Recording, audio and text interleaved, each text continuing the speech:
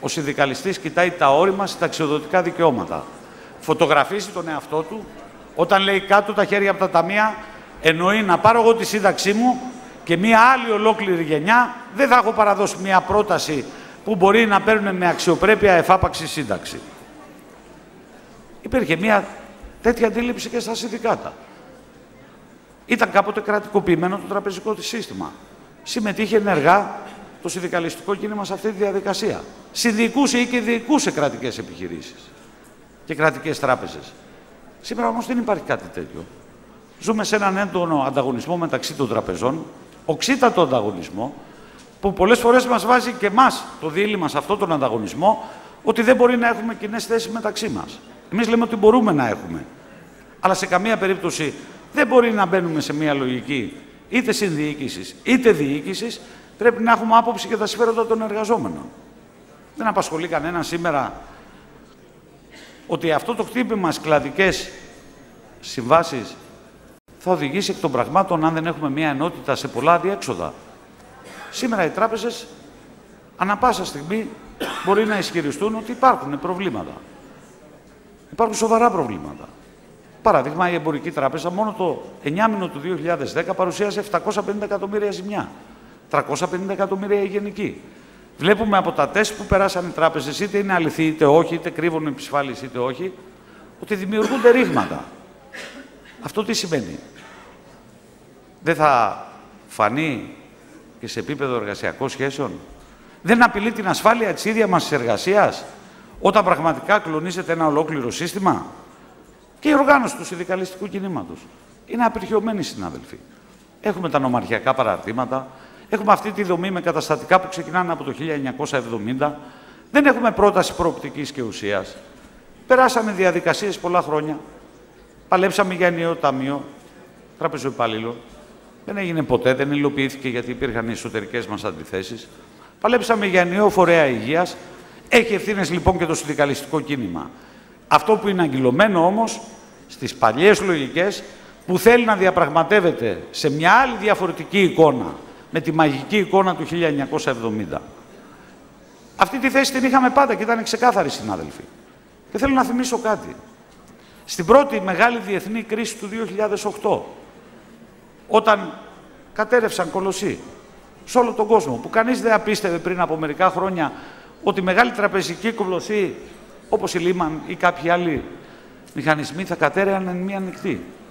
Τότε όλοι είπαν και κάνανε μία αυτονόητη σύγκριση, ότι για την κρίση, για τα πάντα, ισοπεδώνοντας την αλήθεια, λένε ότι φταίνε πάνω απ' όλα το τραπεζικό σύστημα. Φταίει το κεφάλαιο, η μόνη έκφραση είναι η μόνιμη διαμαρτυρία, η απαξίωση των θεσμών, το κοινοβούλιο, το σύνταγμα, οι θεσμοί, να τα απαξιώσουμε όλα.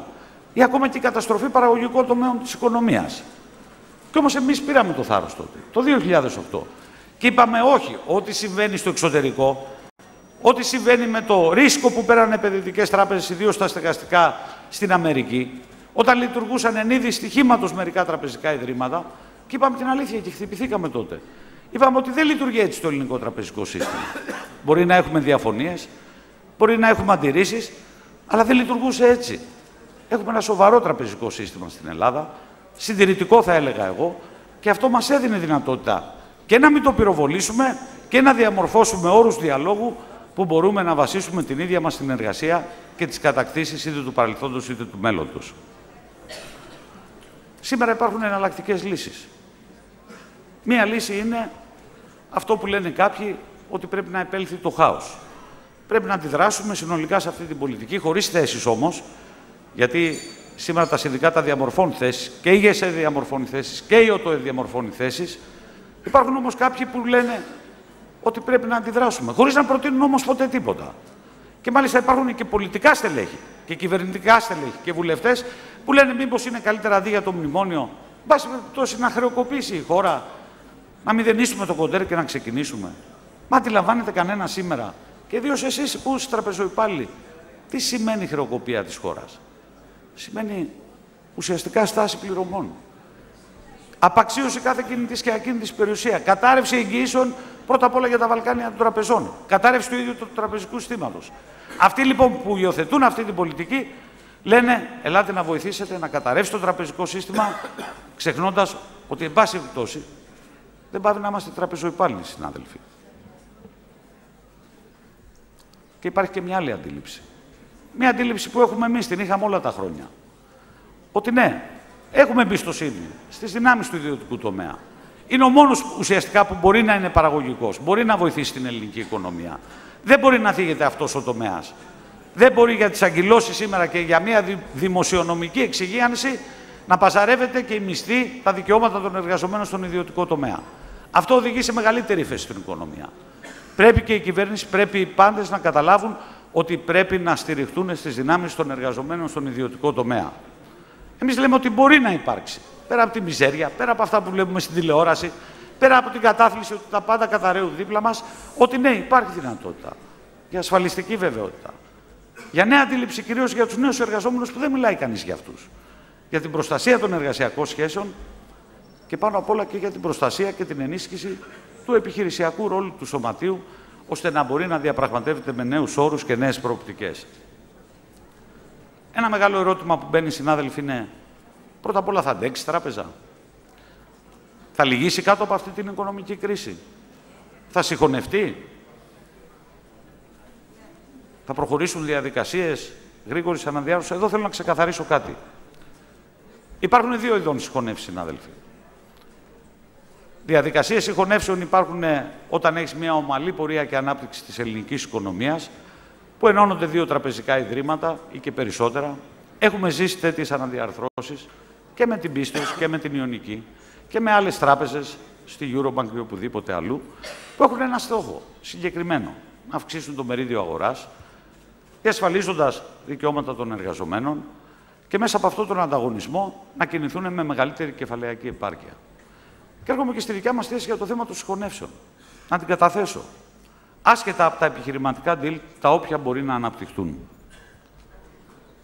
Όταν έχεις μια εικόνα άσχημης οικονομικής κατάστασης, που σε οδηγεί σε ύφεση καθημερινά και αυξάνονται οι δείκτες ύφεσης, δεν έχουν να προσφέρουν τίποτα οι συγχωνεύσεις. Αυτή είναι η δικιά μας θέση και λέμε ότι όταν εννοούν κάποιοι συγχώνευση σε περίοδο τραγικής οικονομικής κατάστασης και ύφεσης, εννοούν να ενώσουμε τη μιζέρια μας, χωρίς να ξέρει ο ένας για τον άλλον τι κρύβει στο ντουλάπι κάθε τράπεζα, τι σκελετούς έχει από αποσφάλειες και από αδυναμίες, πόσο έχει φορτωθεί από κρατικά ομόλογα και έχει αδυναμία κεφαλαίων, και ουσιαστικά να ενώσουμε τη μιζέρια μας και να λειτουργήσει αυτή η συγχώνευση με μείωση του λειτουργικού κόστους. Που σημαίνει ότι αν μια τράπεζα έχει 7.000 εργαζόμενους και άλλους 7 οι άλλοι, θα πρέπει στο σύνολο να μείνουν 7 και να περάσουμε σε μια εργασιακή ζούγκλα. Καταθέτω την πρότασή μου, όπως την είχα καταθέσει και το 2001, όταν υπήρχαν τα σενάρια για συγχωνεύσεις, πάλι σε πολιτικό επίπεδο όμως, συγχωνεύσεων, και θυμίζω την υπόθεση Εθνικής η Α, που ήταν έξω από τους κανόνες της αγοράς εκείνη την εποχή, γιατί είναι άλλο να κρατικοποιείς σε μια ελεύθερη οικονομία μια τράπεζα και άλλο να ιδιωτικοποιείς. Ήταν έξω από την αγορά και γι' αυτό απέτυχε. Και είχαμε θέση και είχαμε άποψη. Και σήμερα έχουμε θέση. Και εμείς λέμε ότι δεν οδηγούν αυτές οι συγχωνεύσεις. Δεν οδηγούν όταν απουσιάζει ακόμα και ο ξένος παράγοντας. Ποιος θα βάλει λεφτά για τέτοιες διαδικασίες? Η θέση μας είναι λοιπόν ξεκάθαρη. Δεν μπορούμε να ελέγξουμε τις διαδικασίες. Δεν μπορεί κανείς να αποκλείσει ότι μπορεί να χειροτερεύσουν οι οικονομικές δυνατότητες στην Ελλάδα και να οδηγηθούμε ακόμα σε τέτοιες συμφωνίες. Πρέπει όμως ακόμα και σε μια τέτοια διαδικασία το Σωματείο, και γι' αυτό επιλέξαμε να προχωρήσουμε στη διαδικασία των εκλογών, πρέπει να έχει τη δυνατότητα να μιλάει, να είναι ο αντιπροσωπευτικός σύλλογος, και γι' αυτό ζητήσαμε τη μαζική συμμετοχή σε αυτές τις εκλογές που έρχονται. Η δικιά μου εκτίμηση, συνάδελφοι, είναι ότι πρέπει να δούμε και την κατάσταση που επικρατεί στην ίδια μας η τράπεζα. Η τράπεζα έχει μια ξεκάθαρη άποψη. Μιλάει με όλους, αλλά πάνω απ' όλα έχει ένα στρατηγικό σχεδιασμό. Η τράπεζα θέλει να προχωρήσει σε μια αυτόνομη πορεία και βέβαια θα πει κάποιος, μπορεί με αυτά τα δεδομένα να προχωρήσει μόνη της η Α. Όχι. Θέλει στρατηγική συμμαχία, έχει επιλάξει την προοπτική της, θέλει να αντλήσει κεφάλαια από το εξωτερικό, θέλει να κάνει συνεργασία με ένα ξένο όμιλο που μας δίνει δυνατότητα και κεφαλαιακή επάρκεια ισχυρή να αποκτήσει